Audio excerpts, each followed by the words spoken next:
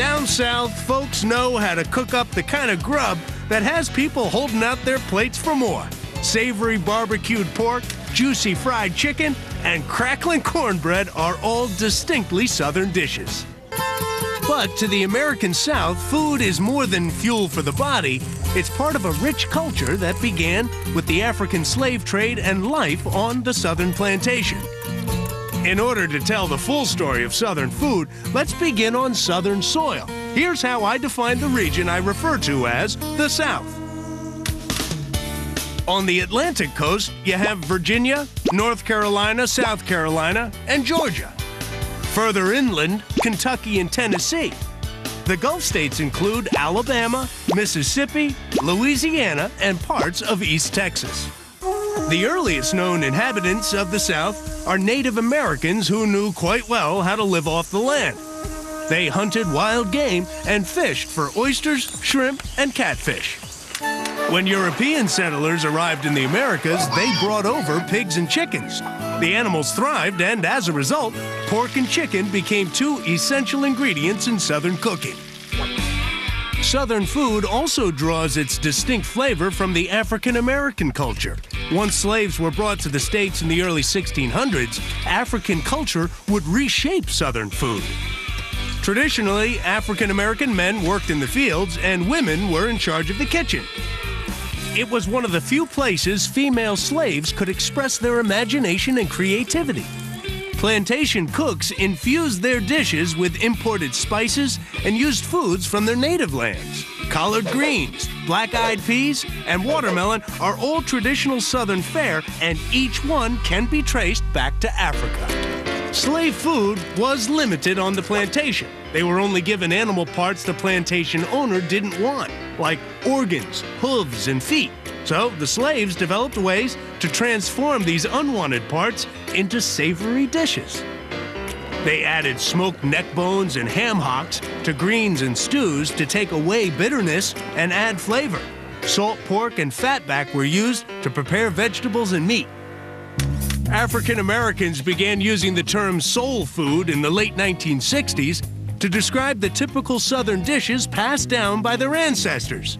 It was an effort to reclaim the African American heritage that somehow never made it into the history books. This cultural awakening ignited a nationwide trend, and restaurants sprang up all over the country serving traditional Southern fare. My quest to sample some authentic down-home Southern cooking took me to Pascal's in Atlanta, Georgia. James Pascal opened the landmark restaurant 55 years ago with his late brother Robert. In the 60s, it was the meeting place for famous civil rights leaders like Martin Luther King Jr. and Jesse Jackson. Today, they serve up the same Southern favorites the old-fashioned way. As you would expect from people known for their hospitality, the folks at Pascal's graciously invited me to an honest-to-goodness down-home Southern feast. I met Chef Clarence, Pascal's head chef, who gave me a peek at the savory dishes Pascal's is famous for. I was bombarded by the smell of savory dishes like fried catfish, black-eyed peas, and candied yams. Now, first of all, is this a sweet potato? Is it a yam, or is it a... It's a sweet potato. Oh, it's a... It is. But we're calling it a candied yam. Candied yam because of the ingredient that put in. But it's not a yam. No, it's not. It's sweet potato, but when you get through putting the ingredient in, it becomes candied yam. It becomes candied yam. Now, here's the question I'd been dying to ask. What is collard greens? What are they exactly? Well, you know, collard greens is in the family with kale, cabbage. Now, I don't know how true it is that it has some kind of remedy in there to cure cancer. I don't know how collard true greens? that is. Collard greens. It's an anti-carcinogen? That's what I read about it. Turns out it is true. Collard greens contain a ton of antioxidants, which are known to prevent cancer. It may not be as good for the body, but there's no doubt macaroni and cheese is good for the soul.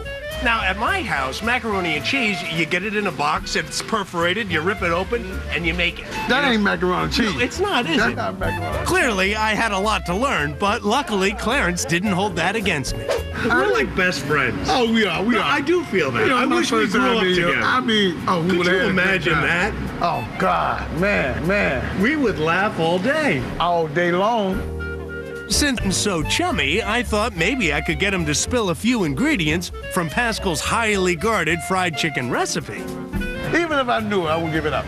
But you do know it. I can't give it out. But you know it. Okay, so I guess we aren't that close. But that was fine with me, because dinner was on the table and I was ready to dig in. In honor of Southern hospitality, I wanted to make a good impression. If everybody wants to pass me a plate, I can serve them a piece of chicken. Would you like to do that way? Does that sound good? Yeah. Sitting here surrounded by scrumptious food and friendly faces, I couldn't help but wonder, where does Southern hospitality come from? What if you're just about finished cooking and your daughter or your son brings like an entourage with him or her and you didn't expect it, you might not have enough food. Would you go, you know what, I just don't have any space at the table? In a Southern household, you will find something, trust me. That summed it up for me. Whether it's friends, family, or people you don't even know, you can be sure there's something delicious waiting for you in a Southern kitchen. Stay right there. We're fixing to take down home cooking into the 20th century when we come back.